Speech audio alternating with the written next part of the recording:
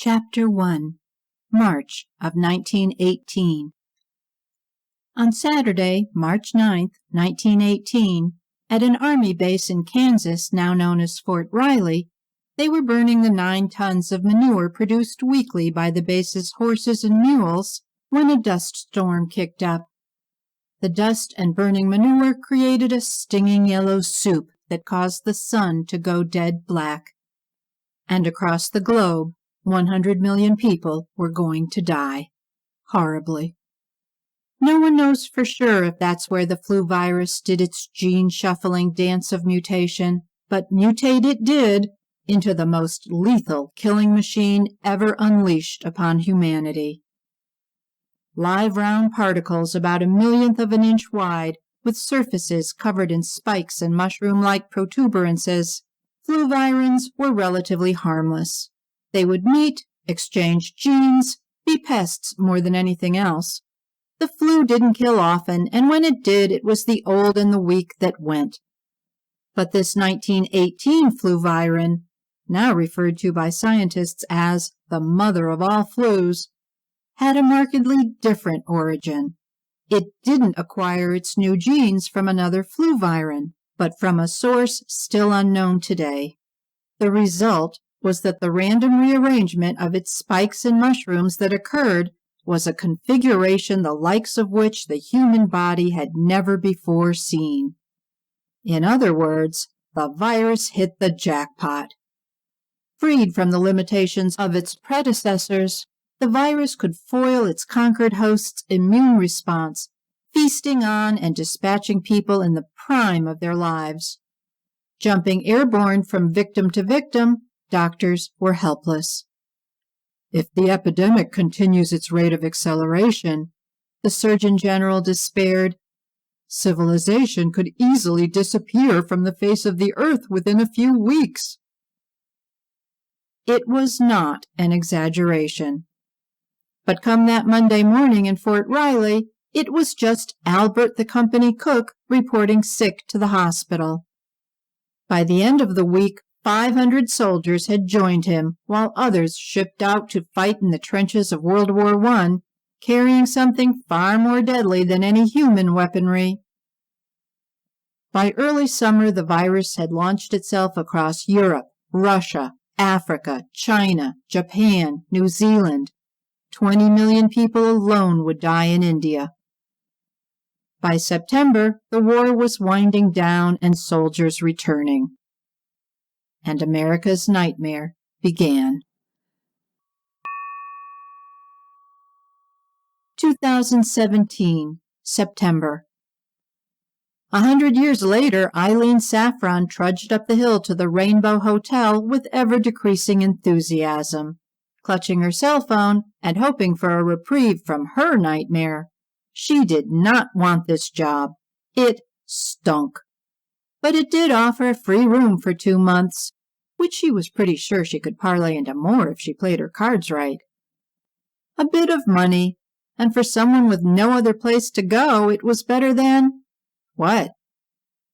Still, she kept hoping her phone would contain the miraculous salvation of a "when can you start" email in response to the myriad of resumes she'd sent out. But nada. So far, the only thing her efforts had received was this pitiful offer from some hotel lady. "Well, it wasn't like you didn't know what a history degree would get you, dumbass," the vicious part of her said. "Yeah, but I thought the library science minor would save me." Hunched beneath a bulging backpack and dragging her oversized wheelie, Eileen knew a normal person would have taken a taxi from the train station. But she also knew, or deeply suspected, she was not normal. So her decision to hoof it, to save what nominal cash she had, she chalked up to her lamentable "only me" category. "But smart sacrificing you," her other little self added quickly. So smart I just graduated college with enough debt to sink a small country. No home, no nothing, unless you count schizoid relatives, which I'm probably going to be one if I hear that voice again. And this job, of rousting about an old attic looking for dusty papers to index and archive for a... She stopped short as the hotel came into view. "Who the deuce are you?" she heard behind her. "This is private property, you know." She turned, and there was a man, a husky man, with a surfeit of lacquered auburn hair that did not appear entirely organic. Hoary was the first word that popped into her mind, hoary atop a face like a walnut with a bad case of dental denial. "Phew, Lardbutosaurus alert! Maybe I'm one of the guests," Eileen fired back. He sneered. "You don't look like a guest. Besides, season's over. Everyone's gone out, not in."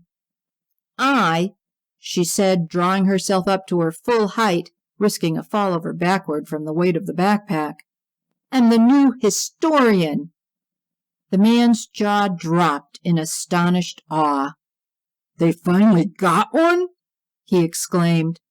"Who are you?" she retorted. "Me? Everyone knows who I am. I'm Havel Russo. So Mary knows you're coming?" "Who's Mary?" "She owns the place." "I spoke with a Lavinia." "Buggers. You're going to be traipsing through all that stuff, aren't you? Stir up the ghosts you will, just like last time." "Ghosts?" "The rainbow's full of 'em. Good luck to you." He turned and sauntered away, not, she observed, help her tote her things up to the building. And what a building! All surrounded by neatly trimmed rosehip bushes. The house obviously hadn't been built as a hotel, but as a regal mansion for some lordly, affluent person in the early 1900s, she presumed. Pure Italianate architecture. 3 stories and maybe a half, a gently sloping roof crowned with a metallic brown cupola tower. Whatever did they use those things for? The house was rectangular except for one end rounded in a wall of heavy lead glass windows. A long veranda skirted the ground floor, holding up second-floor balconies above. The house was made of flat stone, though not one Eileen recognized, with lavish, overhanging wooden eaves, meant to look like they were buttressed by a row of decorative corbels. They weren't, as 2 of the corbels were missing. Overall, the building had the look of a once impressive private home, gone just a tad to seed. If it weren't for its $1-million location, right on the Rhode Island coastline, Eileen took for granted it would have been torn down long ago. But that didn't make sense, she puzzled. A developer could build a dozen summer cottages on the site, more if the surrounding forest was part of the deal. Why keep an old ghosty house on it? "Who cares?" her louder self said. "Get going." As she got closer, she could hear the ocean pounding away in the distance, a melodic sound. She tried not to cry. She didn't want to be here. Eileen wanted a place in the world. Didn't have to be fancy, just secure. Some place where she could work, get a paycheck, a decent one, buy a car, used, totally okay. A place where she belonged and nobody could kick her out. This just wasn't the way it was supposed to be. She'd obeyed the rules, done her homework and done it on time, gotten primo grades, graduated, never shoplifted, like all the other kids, or done drugs. She'd been honest, worked hard, and what had it gotten her? The Rainbow Hotel. On off-season, she grumbled. And she knew right then that all the lessons the world had taught her about fairness and integrity had been a load of crap. What it took to get somewhere, to win, she didn't know, but it sure wasn't doing what she had done. Trouble was, she didn't know any other way.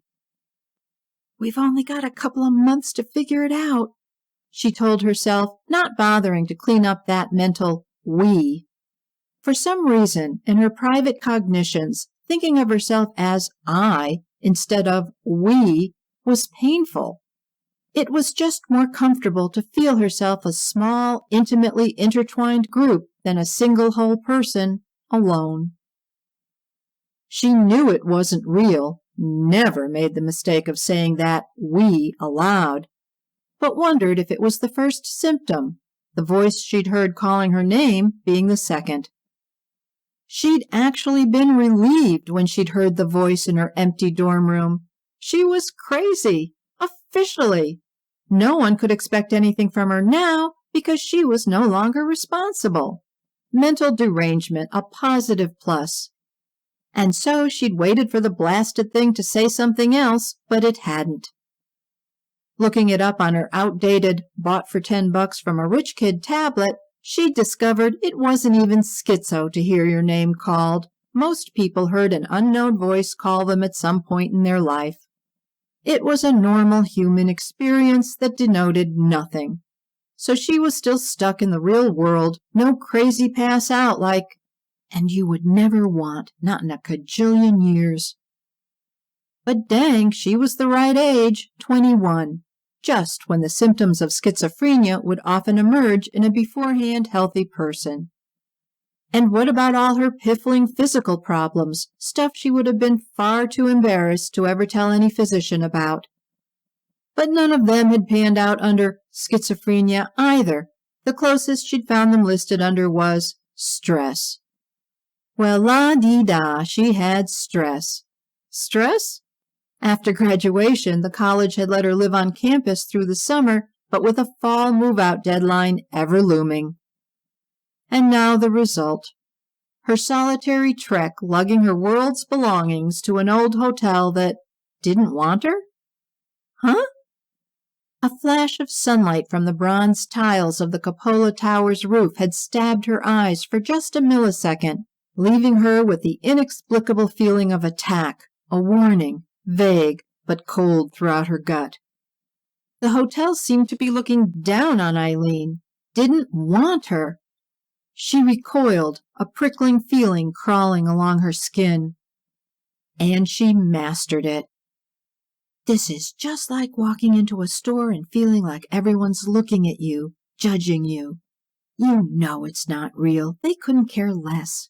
It's false. Come on, move forward. Plucking up her will, which was vast, Eileen ignored her jitters and clattered on, reaching the portico in quiet personal accomplishment. Another battle fought, won. The door swung open.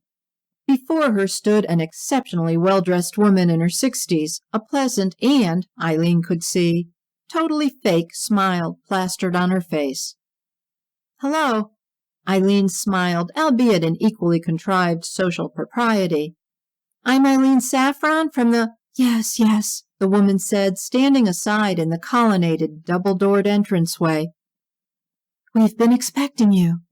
She peered out to the front drive. Where's your car? I don't have one. I took a taxi, Eileen lied, stepping inside. This time the smile on the woman's lips was genuine. My mother will be delighted to meet you. She was a student at Connecticut College, too. Graduated back when it was only for women. Eileen was astonished. This woman had a living mother? My mother is 100 years old and sharp as a tack, the woman said. A surprise to everyone, including her. She was born right here in the pandemic. Eileen didn't know about any pandemic and didn't care. I'm Lavinia Brown. We spoke on the phone. It was hard for Eileen to pay attention as she gazed around the entrance room. It's freaking perfect. Unlike the outside of the house, the inside was like stepping into a museum or time traveling to, Eileen wasn't quite sure, but to a time way long ago. This is beautiful, Miss Brown, Eileen erupted, managing to stop herself from saying, and it's a hotel? Thank you, Lavinia said. We do try to keep it up. Eileen heard a strange note of anger, hidden, but there. But please, call me Lavinia. My mother is the Ms. in this house, not me. How could anybody be angry belonging to a place like this, Eileen wondered. The windows were swathed in billowing white organdy, the room filled with the fresh tang of the sea. A staircase luxuriant in claret-red carpet ascended majestically up one side of the room, crossed horizontally over to the other side under a fleet of tall, narrow windows, and then on upwards to the floor above. The flooring was a deep chromatic wood, most of it covered by a huge Persian rug, though worn not unduly. Ponderous, ornately carved furniture dotted the room, with mirrors in gilded frames and seascape paintings abounding paneled walls, all bordered in brilliant white wainscoting. Beautiful. "Is that the girl?" Eileen heard called out. "It is, Mom," Lavinia answered, gesturing for Eileen to follow. Eileen did, past opened applewood doors inlaid with stained glass, across an elegant sitting room lit by chandeliers, and then through French doors to the end of the house that was rounded in a wall of floor-to-ceiling windows. A glass conservatory, Eileen realized, probably once crammed with exotic palms, ferns, and orchids, now a solarium, maybe closed off when it got cold to save on the heating bill. Seated in the room, in the kind of upholstered mechanized recliner chair that lifts one's butt up, directly under a strong beam of sunlight, was a mortally thin, wrinkled woman next to a metal walker. Eileen caught the scent of rosewater. "Hello," the old woman practically chirped.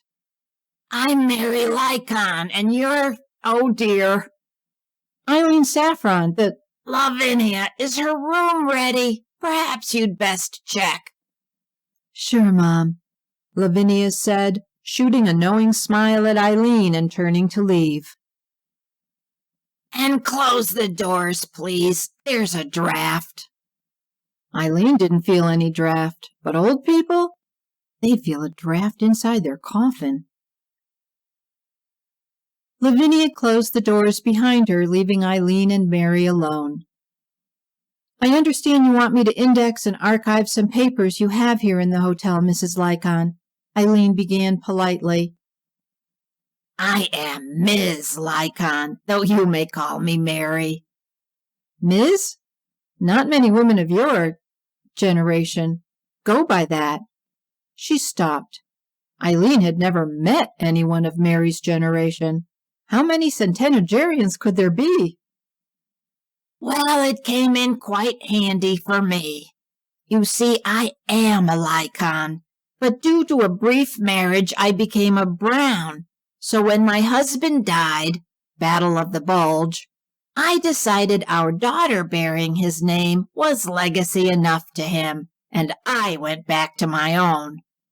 As to papers you refer to, as far as I can estimate, 8 deceased family members had their papers dumped up in the attic here post-demise. And that's right, I want it all archived.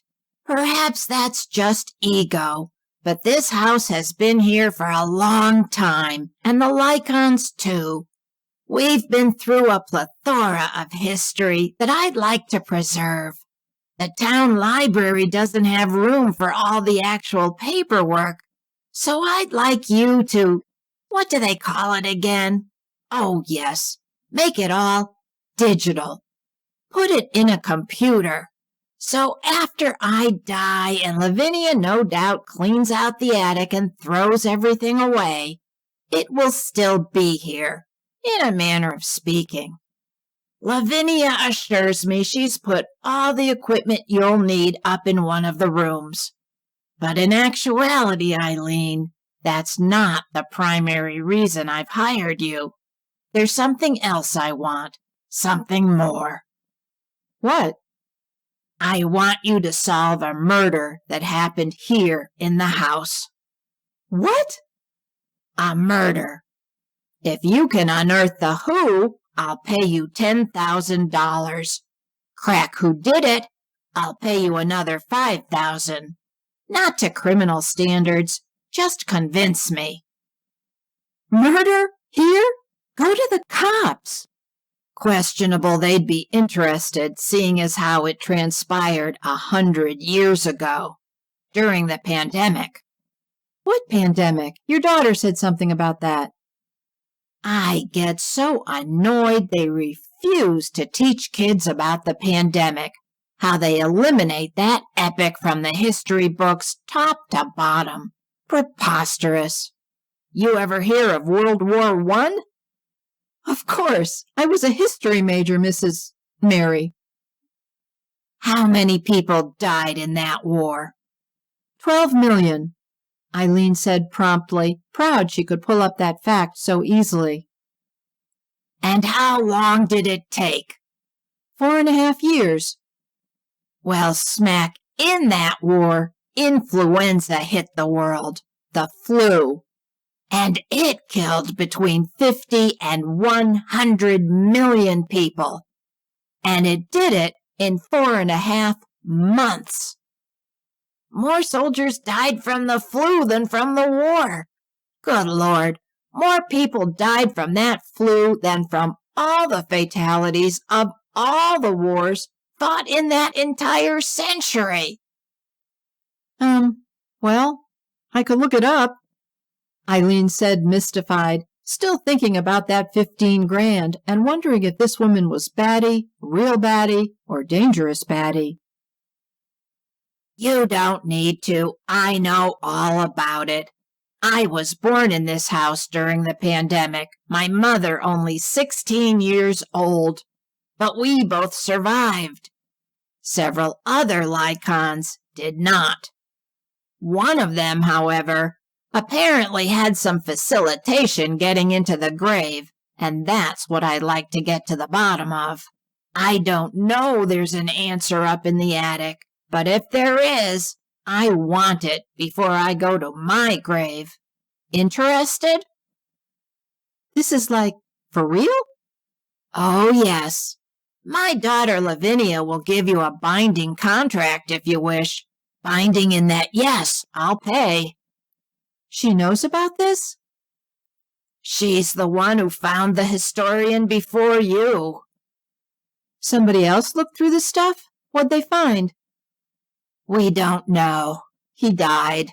So the job's yours if you want it. $10,000. 15 if she tracked down who done it. How do you know there was a murder? Like I told you, I was born here, and I spent most of my life here, with my family members. They all knew about the murder, but I could never get them to talk about it, nor the pandemic. Just like in history books, the pandemic was a totally taboo subject in my family. But I listened. I caught snatches. You mean you eavesdropped? Precisely. And the way they all shushed me up as a child whenever I asked about it, I'm sure that every one of them knew about it. A Lycon murdering a Lycon. What did you overhear? I overheard a conversation between my great-uncle Nahor and our cook about a Lycon smothering another Lycon to death right here, making it look like a pandemic death. Who? They didn't name names. And while I can tell from my relatives' dates of death who died during the pandemic, I only know for sure that one of them died during the pandemic from the pandemic, or supposedly did. So check the cause of death on their death certificates. The prior historian did that. The cause of death is not listed for any of them. That's not surprising. Back then, if somebody came from a laudable family but died from something considered unseemly, they left it off the death certificate. My mother told me her grandfather died from throat cancer, but they omitted that from his death certificate because back then cancer was a rather sordid affliction. Well, I want to know. Why did you wait until now to look into it? Because I was a dunderhead dolt. I lived here with my mother, Ardell Lycon, until she died at 91. Pursuing information about the Lycon murder while she was alive was like throwing gasoline on a fire. Disastrous results the few times I tried. So after she died, you had years to look into it. Why didn't you? I did, but with similarly disastrous repercussions. What? All of the Lycon history is stored up in the attic. If there's an answer to who was murdered here in the pandemic and by whom, it'll be up there, I'm sure. The attic just needs a thoughtful, methodical search. So I went up there to start one. And? I had an accident and became physically incapable of going back. Why didn't you just send your daughter? No. She may be a Brown by name, but she's still half Lycon, and I don't want her going up in that attic. Why not? Look at what befell me. You think the attic did that? Like it's alive or something? That's cuckoo. Well, then think of it as luck, or just the foolish foibles of a 100-year-old cuckoo. Lycons have foul luck around here if we're not careful. And I think that attic is particularly bad for us, especially when we're rifling around to unearth Lycon's secrets. So why didn't you just hire somebody else to go up there and do it for you? I did. My handyman refused, so I hired the historian I spoke of. But unfortunately, that historian wasn't exactly the brightest bulb in the pack, and he too had an accident, not up in the attic. But you're young and obviously smart, so it just comes down to one question. Do you want the money? Well, sure, but let me show you to your room, Lavinia said, sticking her head in through the doors. I trust Mom has made her offer to you? I put you on the 3rd floor, connected to a room that has an entrance to the attic. I wouldn't be surprised if every piece of paper ever associated with anyone from the Lycon family in more than 100 years didn't end up there. We weren't overly successful at breeding, so it all somehow filtered down to here. Thanks.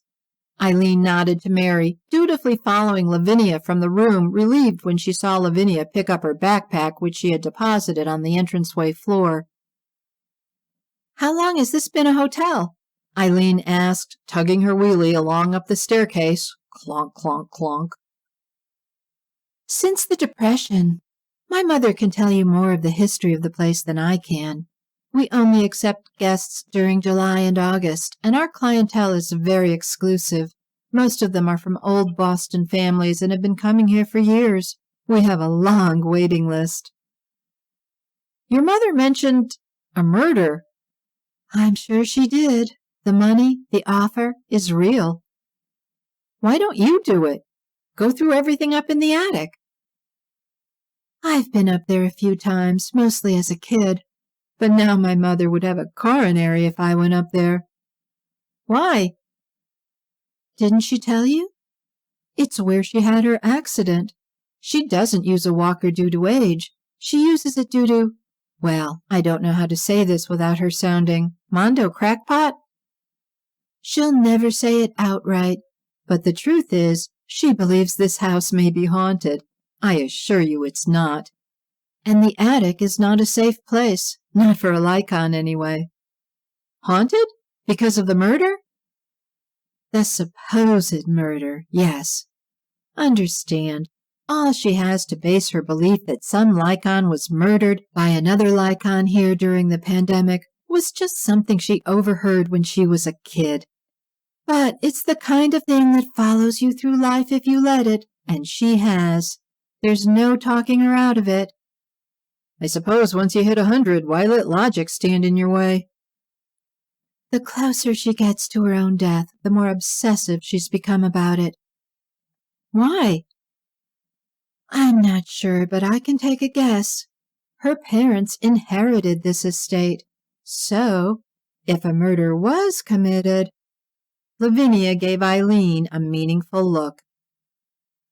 Mary's worried that it was one of her parents who did it? Murdered another Lycon to get this place?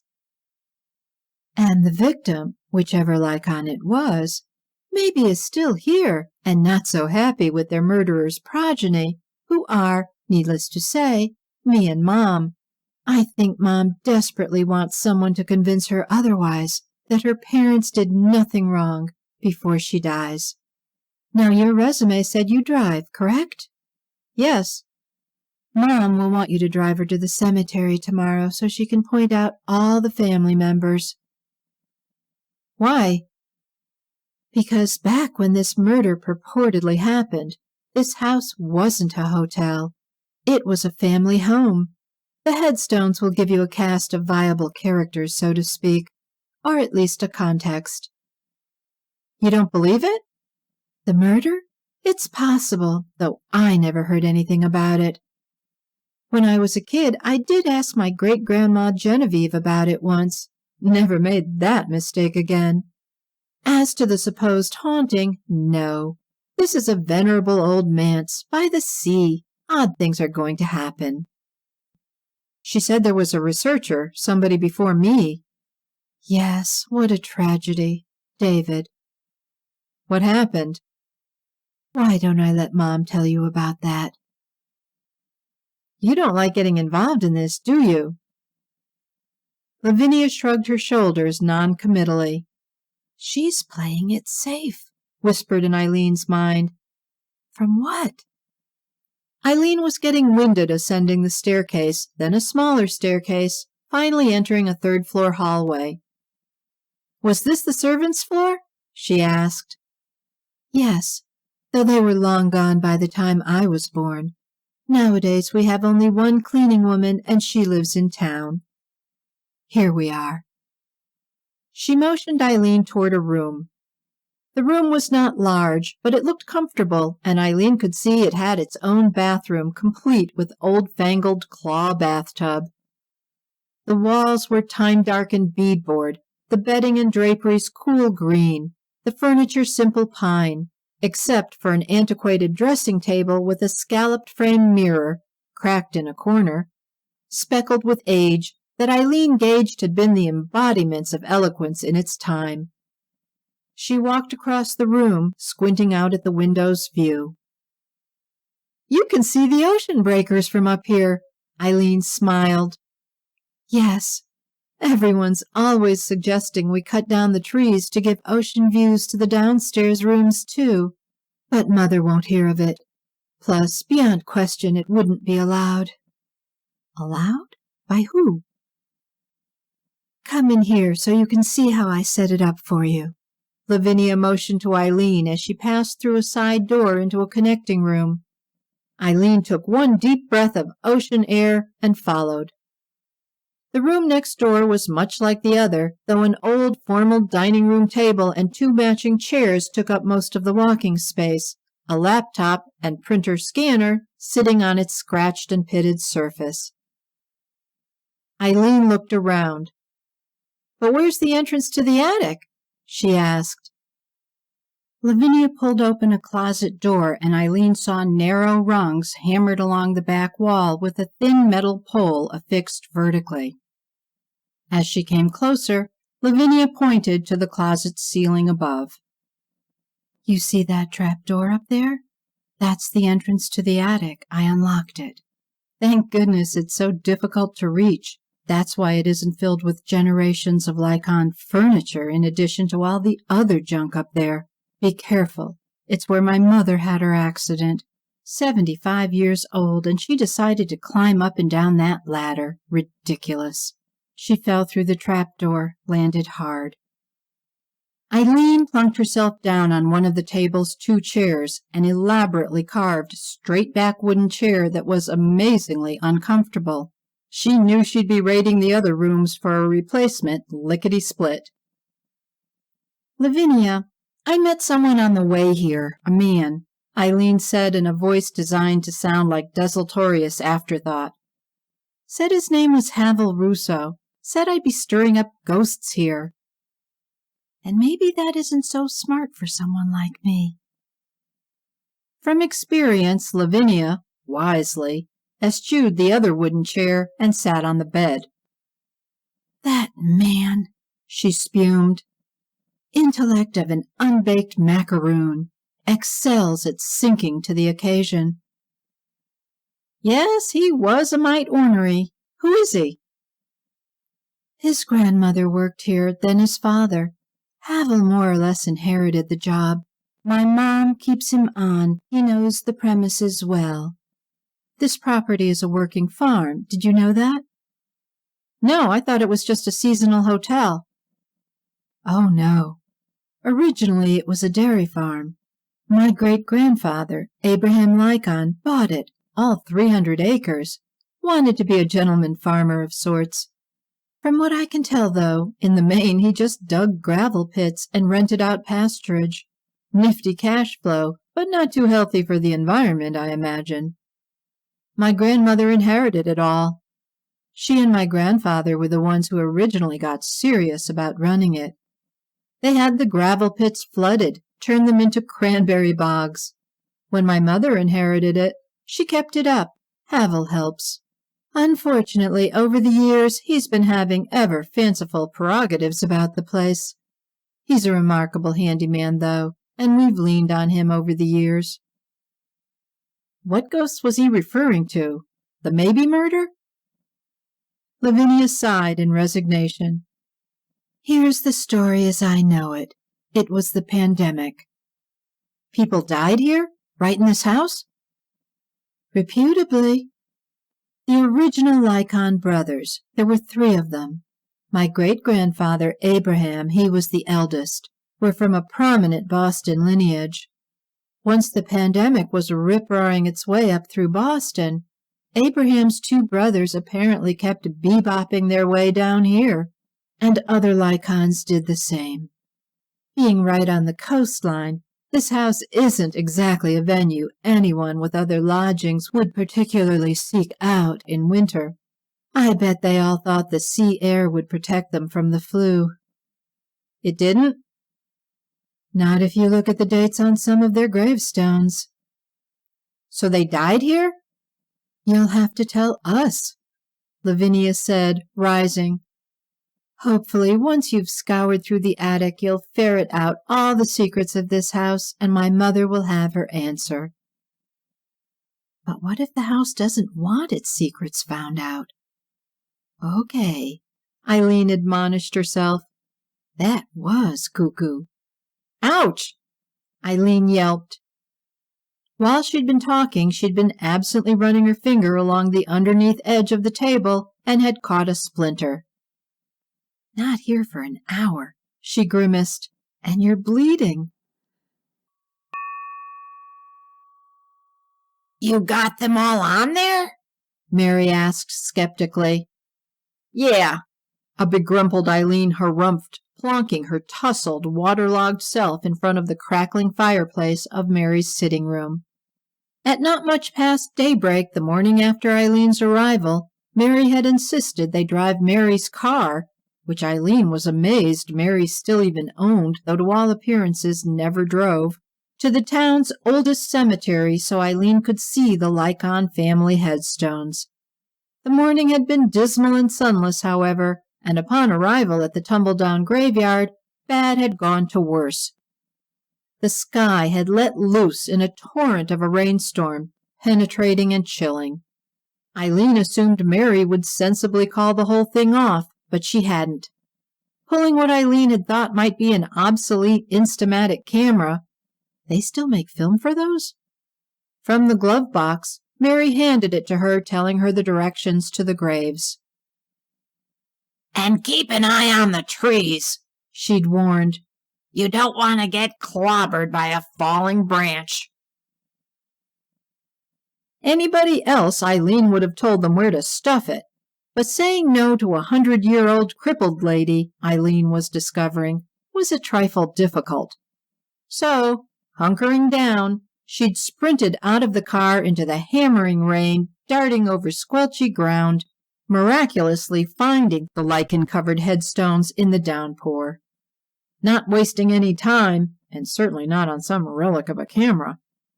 She'd whipped out her tablet, and as the sharpening wind and rain slashed at her, she'd shot pictures of everything pronto. Ignoring the pathway she arrived on, and endeavoring not to look at the tree limbs swaying and creaking ominously above her, Eileen had vaulted over Lycon headstones in her hedge-hopping mile-a-muck race back to the car. Now back at the house with Mary, Eileen was thoroughly miffed at the semblance of tragically submerged, banded mongoose she bore. Her bedraggled, shoulder-length brunette hair looked as if it had been dipped in India ink, its delicate wave gone, now wind-blown to frizzy kink. Her already pale skin was drained, cold, and corpse-white. Her denim jacket was soaked, her jeans and t-shirt dripping, and her sneakers squishy soggy.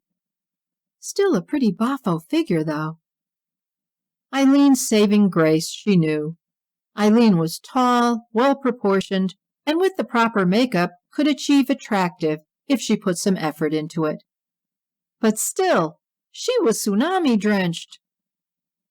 Eileen had been skimming through the photos of the headstones as she stood by the fire warming her derriere, and from them had been able to work out a sprinkling of the Lycon family tree without having to ask. Lavinia had already told her that the eldest of the 3 Lycon brothers was Lavinia's great-grandfather, Abraham, whose headstone said he was born in 1869, so that was easy. The next oldest Lycon Eileen saw was someone named Nahor. What kind of a name is that? Born 1872, followed by Bethuel, born 1874. She thought they were probably the 2 other brothers. Both their headstones were plain, downright cheap if you compare them to Abraham's, and with no wives. "Here," Eileen said, handing Mary the tablet. "Just drag your finger across the screen to see the pictures." "Yes, that's the big one, Abraham's monument." Mary's eyes lit up, then dimmed as she began scrolling through the photos. "Egad, there are saplings growing out of some of the graves. Havel is supposed to be maintaining them. The town does such a lousy job." She reached the end and began flipping back. "My grandfather gave himself one massive memorial, didn't he? All those carved angels and whatnot. Very flamboyant." "Abraham bought his own headstone?" Eileen asked, taking the tablet Mary extended back and looking at the photograph. "Wait a minute. You're 100 and your mother gave birth to you at 16? Abraham's wife is on the marker beside him, and according to that, your grandmother died years before your mother was even born." "That's because that's not my grandmother next to my grandfather. My grandmother, her name was Genevieve, isn't even buried in that cemetery. That's Abraham's first wife next to him. She died giving birth to their son, Hammy. I imagine my grandfather bought that marker for her, and at the time didn't envision he'd ever marry again, so he had his name put on it too for when his turn came." Died giving birth. And speaking of killing your mother, Eileen tried to stop herself, failed. "No, it wasn't their fault," she lectured herself frantically. "They didn't ask for it. Not Mom's fault either. She just couldn't cope anymore. Schizophrenic husband, schizo son." "But he did remarry," Eileen said quickly. "To your grandmother, Genevieve? Did she bury him?" "Yes."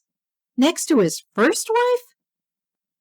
"The plot was purchased, the marker there. Likely as not, it was just easier for her to bury him there than trying to make other arrangements. You see the headstone to the right of it? That looks like it, just a whit smaller? That's the first wife's son, Hammy, with his wife." "So Hammy would have been—" "My mother's half-brother." "And you think one of the Lycons in this cemetery may have been murdered?" "Oh, yes. Though my mother would never talk about it." "I know you told me before, but what was her name again?" "Ardell Lycon. That's her in that photo portrait. Eileen looked to the large, oval photographic portrait set in a vintage gold frame hanging above the mantelpiece that Mary was pointing to. The picture was of a chubby-cheeked baby outfitted in a silk gown with lace-edged poof sleeves sitting against a fur backdrop. "She's wearing a gold baby ring," Eileen smiled. "Those were quite a fad in the 1890s amongst the upper class." 24 karat. I still have it. My Grandma Genevieve would have spared no expense for my mother, her daughter, I assure you. "So how am I supposed to hash this all out?" "I would suggest you pick up where David ended." "And that's another thing. How exactly did this David end?" "Hurricane Floyd, 1999. "He died in Hurricane Floyd?" Not in, more like from. "From?" Do you remember that storm?" "I was only 3 years old." "Well, it wasn't that bad, not here anyway. Massive damage elsewhere. We just got a lot of flooding. The cranberry bogs overflowed their banks." "Their banks?" Lavinia said, appearing and joining the conversation suddenly. "They overflowed the entire North Hill Ridge. So how did David die?" "We had a tree fall down." "It squashed him?" "No. Missed him by a couple of feet as he was driving away to the bogs the next morning. Lavinia and I commented at the time how lucky he was. But after a hurricane—" Mary frowned. "Around cranberry bogs, when one sees what they think is just a puddle in the road, they really shouldn't—" "He drove into it?" "At a high rate of speed. Havel was there. He saw it. Said David was driving like the devil himself was chasing him." "He said the car hydroplaned 50 feet before it sank." Lavinia tisk-tisked. "And I still can't understand why he couldn't get out, just like that girl up in Chappaquiddick. But David was a strong, healthy man, and it was broad daylight." "Want to know what I think?" Lavinia interposed dryly, and the little voice inside Eileen's mind muttered, "No, no, thank you." David was quite the obsessive-compulsive. Everything had to be tidy, in its place, and he was never minus his fancy new computer. I think he took it with him that morning and just couldn't bear to leave it behind in the drink. Wasted too much time trying to grab it, save it. Remember how right before he left he told us he was going to put everything from Abraham's trunk into that computer, Mom? "Abraham's trunk?" Eileen snuffled, furtively angling her backside before the fireplace to maximize cheek heat flow. "Yes, I decided maybe it would be a good idea for David to go through it," Mary said. "I'd told him what it looked like, though I couldn't call to mind what part of the attic it was stored in. But he found it, came racing down here to tell us, said it had paperwork from 1918 in it." "He gave it to you?" "No. He said he was going to get Havel to help him carry the trunk downstairs. That's why David drove off to the bogs all excited that morning to search for Havel. And he wanted to put everything he found in that computer of his. I remember David's computer, very jazzy, but to me it bore comparison to a squashed pancake. For some reason he called it a book." "It was an iBook, Mom, just released." "Bright blueberry blue it was. He was so proud of it. Pity it wasn't waterproof. So start there." "David's iBook?" "No, dear," Mary said, beginning to eye Eileen without optimism. "Abraham Lycon's trunk. My grandfather, the man who built this place." "And died here," Lavinia appended helpfully. Why didn't David just take the paperwork and bring it downstairs? I think David was scared of the attic. Havel had filled his head with silly ghost stories.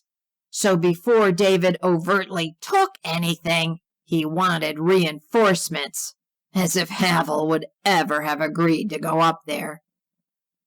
What else did David's investigation find?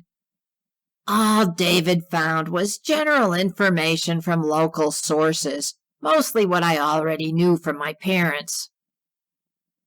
Whoa, back up. Eileen flapped her arms. Start at the beginning.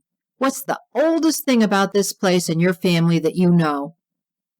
That would be Abraham's arrival here. My grandfather was from Boston, but the moment he turned 21, he collected his inheritance, married, and skedaddled. His inheritance? Yes. The 3 Lycon brothers were each left a sizable inheritance, but I'm not sure from who. Possibly their parents, because I know they weren't alive, but I don't know what happened to them. So with this money, Abraham brought his new wife here, built the house, started the farm? And left behind his 2 younger brothers in Boston, who seemingly weren't too keen about it. Why not? Abraham obviously took a pass on staying and taking care of them. They were both under age 21, so they couldn't get their inheritances yet. Somebody else managed it for them. Somebody who apparently went through an awful lot of it before each of them came of age. They blamed Abraham for the loss, for his not staying and protecting their interests, instead taking off with his new bride for here. It does seem kind of lame to leave 2 younger brothers behind with no parents. What about an older brother, you hypocrite? He probably intended to go back and take care of things once he got the house built, his new wife situated, their quickly conceived baby born. But then the wife died, leaving him with a newborn son, Hammy, a house to finish, a farm to get running, all by himself. Not the original plan, I expect. And don't forget, he would only have been about 22 years old himself, near your age.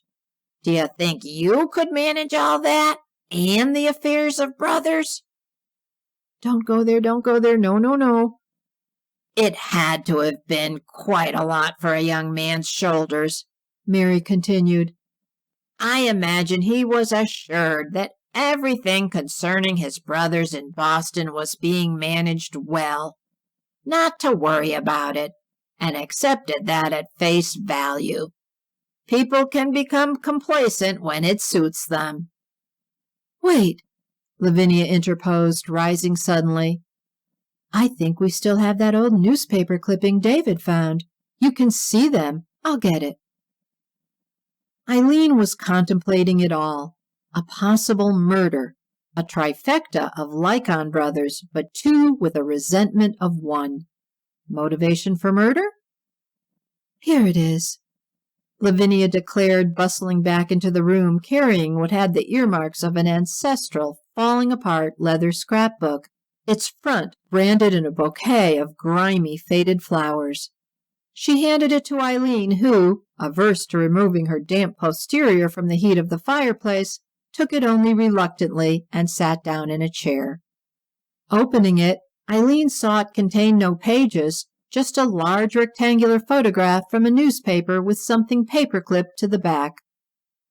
For a scrapbook, it did not have the assiduously crafted ambiance of sentimentality endemic to such creations, but felt more like a half-hearted, what do I do with this stuff, cast-off. That clipping is of my paternal grandfather, Bethuel Lycon's wedding. Bethuel was also Abraham Lycon's, my maternal grandfather, youngest brother. Your 2 grandfathers were 2 of the Lycon brothers? Yes, the oldest and the youngest. So your parents, were cousins. My father, Charles Lycon, was Bethuel's son, and my mother, Ardell Lycon, was Abraham's daughter. My mother told me that marriages between cousins were common back then. Eileen pulled her high-powered double-lensed magnifier out of her jacket pocket. She hadn't really thought it necessitated going to a graveyard, but Eileen tended to gravitate towards over-preparation. But she didn't need the magnifier to see that the newspaper photograph was of a wedding assemblage of 7 people lined up elbow to elbow, 6 with their arms linked, standing on a lawn before a sculptured garden. So this man in the middle, the groom, that's the youngest Lycon brother, your paternal grandfather, Bethuel Lycon? How old was he? The date and locale are written on the back. Boston, 1899. So that would make Bethuel about 25. The woman next to him, his bride, was Marilee, my paternal grandmother. I don't know anything about her, not even her maiden name. It wasn't a particularly sterling match, as it turned out. Why do you say that? She was the scandal of the family. One of them, anyway. After she gave birth to my father, she took lovers and eventually ran off with one of them. Abandoned both her husband and son, my grandfather and father. It was my mother who told me about it. My father would never talk about Marilee at all. She died during the pandemic, but not here, in Philadelphia. Who's the man standing next to Bethuel? That's him, my other grandfather, Abraham Lycon, Bethuel's brother. And the one next to him? The middle Lycon brother, Nahor. And the kid? He's the only one smiling. Everyone else looks grim, especially Marilee. Though in that wedding regalia get-up, who can blame her? She looks like she's got a 2-inch waist. Imagine the corset she must be wearing. And brides don't do that nowadays. But yes, Marilee does look rather grouchy there, especially since she doesn't appear to have any chin, probably from whom my father inherited that unfortunate trait. My grandma Genevieve used to call my father No Chin Charlie behind his back. I, blessedly, was spared that characteristic. The smiling boy in the photo is Hammy, Abraham's son from his first wife. Eileen put her magnifier over the photograph and grinned. No offense, Mary, but these 3 Lycon brothers weren't exactly the big deal of the day in the looks department. I always thought Nahor looked a tad like Herbert Hoover. A few years dead, maybe, but they sure were spiffy, though. All 3 of the brothers were wearing tails, the groom, Bethuel, in spats. Hammy, holding his Uncle Nahor's hand, was clad in a shiny cream-colored material that made him look like he was on his way to a fencing match. Is your grandmother Genevieve in here? No. My grandfather, Abraham, was still a widower then. He hadn't remarried yet. So Bethuel and Marilee would go on to have your father, Charles, and Abraham would eventually marry Genevieve, and they would have your mother, Ardell, right? And those 2, Charles and Ardell, would grow up, get married, and have you? As teenagers. My father was only 18 when he married my mother. My mother was only 15, 16 when I was born. But again, Mama told me that was normal back then, not unusual. And that they had a big, beautiful May Day wedding right here in this house. Sad in a way, all that light-hearted celebration, none of them knowing what was about to hit that fall. The pandemic? Yes. So my own parents' wedding was probably the last time the family was together and happy. Although I never got the impression my Grandma Genevieve approved of it. Why not?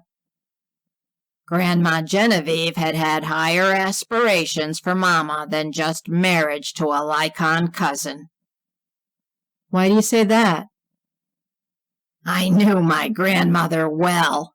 She lost all her money in the stock market crash and the subsequent Great Depression, so came here to live with us. Money was tight during the Depression, of course. It was her idea to turn the house into a summer hotel, which I think might have been what saved the place. Grandma Jen ran that part of things, the hotel, right up into her 70s. I was 11 years old when she died, Lavinia remarked sourly. Can't say I was sorry to see her go. So as a kid then, Mary, you listened in on as many of your relatives' chit-chats as you could, and still didn't learn who was supposedly murdered here, much less who did the killing? All I learned was that a Lycon smothered another Lycon here during the pandemic, made it look like a flu death. Well, historically, murder usually boils down to sex or money, or both. I wouldn't put either past Great-Grandma Jen, Lavinia sniffed. Oh, before I forget, Eileen, when you go up into the attic to look through my grandfather Abraham's trunk, I want you to look for something else, too. What?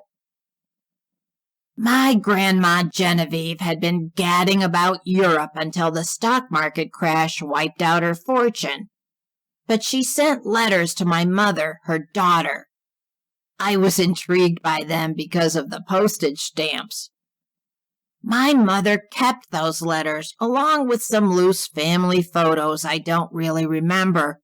Kept them in a small carved alabaster jewel case. After my mother died, I searched her room for it, but it wasn't there. I'm guessing at some point she moved it up into the attic. She wouldn't have hidden it, probably just clearing out clutter. But I think I'd like to look at those letters myself. My mother read them aloud to me. They were all about Grandma Jen's adventures in Europe. But I always wondered if my mother was perhaps editing them a jot. So I'm just curious, that's all. I don't need the jewel case. As I recall, it was yellowed and cracked. Just the letters. You think there might be a clue in them about which Lycons may have died in the pandemic? Or who got murdered? Who the murderer might have been? Oh, gracious, no. The photographs wouldn't show anything, and the letters were written years after the pandemic. Like I told you, amongst my nearest and dearest, any mention of the pandemic time was verboten. And no, my Grandma Genevieve was not the kind of person who'd ever immortalize anything about a Lycon murder to paper and ink.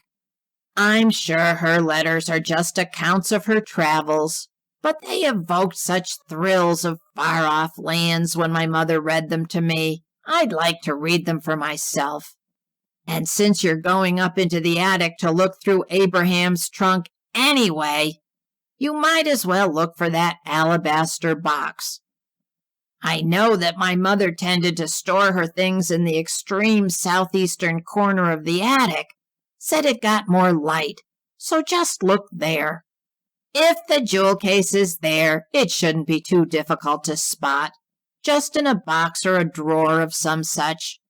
But if you can't, so be it. Concentrate on going through my grandfather's trunk. There was an ear-splitting crash just outside the window that made Eileen practically jump into the fireplace. Oh, phooey, Mary said, turning to Lavinia. Sounds like the rains knocked another corbel off the house. After that, Eileen took her sweet time going up into the attic to search for Abraham's trunk. First, she took a hot bath in the claw bathtub. A long hot bath. Then she decided she should sit at the old dining table, record what she knew, and index all the names and dates on the gravestones into both her tablet and the computer. Genevieve, she wrote. Second wife of Abraham. Gave birth to Ardell, who at only 16 gave birth to Mary during the pandemic, both of whom survived. Mary gave birth to Lavinia. 4 generations. I wonder who it was in the Saffron generations who gave Gramps the schizo gene. Whoever it was, thanks a lot. Thanks a whole hell of a lot. That line of thought was stopped by Lavinia, who knocked on Eileen's door with lunch. Eileen got an hour's worth of dawdling out of that, wondering if Lavinia and Mary could sense her reluctance regarding the prospective attic incursion. But after a bit more lollygagging and a few false starts, there was finally nothing to be done about it. Okay, Lycon ghosties, here I come, Eileen sang up through the trapdoor nervously. Suck it up. With 10,000 reasons motivating her bravura, 15 if she got lucky, Eileen dominated her qualms, clasped her tablet in her mouth, and, rung by rung, climbed upwards into the Rainbow Hotel's attic. And with each of those rungs, she was sure she was crossing the line between courage and stupidity. Poking her head through, what she saw was and was not what she expected. If it hadn't been chock-a-block full of stuff, Eileen would have thought of the attic as sprawling. She was at its center, she saw, right underneath the roof's cupola tower. Uncomfortable at the thought of all that weight smack dab on top of her, she blanched and looked up. There was a latch, another trapdoor above her. So that's what those towers were for, so people could go up into them and look out over their little empire. I wonder if Mary or Lavinia has ever been up there. She could tell that even though she was at the attic's apex, she'd be walking hunchbacked. The attic's roof sloped down on all 4 sides, ending at the walls with less than 4 feet of clearance. 2 brick chimneys a ways down on either side of her rose up from the floor, piercing the roof. There was a dingy, cheerless light coming from 4 small circular windows of thickly paned glass set in the middle of each of the walls, just under the eaves. Her initial reaction was cavernous. Her second was, where the blazes do I start? By getting this tablet out of your mouth, bean brain. She finished the climb, hoisting herself out onto her knees and surveying it all. The attic was low-beamed with heavy timber. She'd have to watch herself. But the atmosphere, it was sepulchral, like a vastness of time where silence and dust reigned. She got up from her knees and stood, bent at the shoulders to avoid the beams. Not a funhouse of yucks, that's for sure. The attic was filled with a ragtag collection of items identifiable and not. Grubby cardboard boxes were stacked on top of each other beside scruffy trunks and ancient battered suitcases. Hanging from hooks on some of the beams were giant plastic bags, much of them peeling, nebulous bulky clothing hanging inside. A vintage clothes hunter paradise, she thought. Yeah, if you like dowdy, moth-eaten grandma clothes. It was all a slapdash potpourri of the discarded and defunct, bittersweet leftovers of lives long finished. Rickety small side tables, piles of unalluring books, several archaic wardrobe trunks, all crisscrossed the room as not quite rubble, but plainly not wanted any more either. She stood as straight as she could, trying to get her bearings. That's the ocean side. So the southeast would be there. A corner of the attic was filled with a haphazard stack of cardboard boxes that Eileen made her way toward. They were, she saw, all marked with the initials R.L. Okay, Ardell, this is your stuff. Where would you put an old alabaster jewel case that... Gotcha! Eileen exulted in victory after rummaging in only 3 cardboard boxes. The small case was heavy alabaster with bronze cloisonné enamel discolored and pocked with age. She opened it, and there indeed was a stack of letters, along with what looked like antiquated telegrams tied together with a red ribbon. Several decrepit loose photographs also lay in the box. Eileen crammed the letters into one back pocket of her jeans for Mary, and the photos and telegrams into the other back pocket for herself. That was easy. She moved forward haltingly, scanning for the steamer trunk Mary had described to her that had belonged to Abraham. But as she jostled further into the attic clutching her tablet, her gait became more and more stealthy as a sense of gloomy oppression filled her, an unsettled feeling of, you shouldn't be here. Well, now you suck it up, she ordered herself in disgruntled consternation. There was nothing frightening nor even repellent in the attic, not even cobwebs. It was dry, remarkable for a shut-in room so near seaside, and it had an undercurrent of wood smoke. But the air in the room was so undisturbed, even the suspended dust motes motionless, that the overwhelming tenor permeating the room was lifeless. She saw it, a tooled, leather-domed topped wooden steamer, its metal staves embossed in a diamond cross-hitch pattern. Pretty fancy-dancy, Abraham. She climbed over an open metal box filled with dishes, safeguarding her head from the ever-lowering beams to reach the trunk, glad it was almost underneath one of the small porthole-sized windows. Next time I gotta bring a flashlight. A part of her was ill that there would be a next time. Squatting down, she lifted the trunk lid slowly, its tarnished leaf-patterned brass latches protesting at her intrusion. Save your conniption, Abe. I'm not going to steal anything. Well, not for long. Resting the heavy lid upright, the first thing that caught her eye were handkerchiefs, lots of them, all with monograms and delicate embroidery. Pandemic handkerchiefs! Disgusticus! We need to find some rubber gloves if we're going to avoid the ick. Attempting to nudge aside the handkerchiefs without touching them, she began rummaging about in the trunk for anything that felt like papers, hoping she'd find a diary with its last entry stating, "Oi, I'm being murdered by," full name inserted, that she could take down to Mary, collect her 15 G's, be gone. Yeah, right, doofus. Eileen could see that whatever David had done upon his discovery of the trunk, it sure didn't look like he'd gone through it much. Everything within was ordered, layered, not thrown about. Clothes mostly, and her fingertips hit upon a mound of paper. Gingerly she lifted, revealing 2 stacks of envelopes, each held together by a string. Letters. Was this the find that sent David scurrying off to his death? She looked at the top letter, whose typewritten address was to Mr. Abraham Lycon. The Sadia under the C looked hand-inked in, she noticed. Had a canceled 3-cent stamp of George Washington. Gee, I wonder if that's worth anything.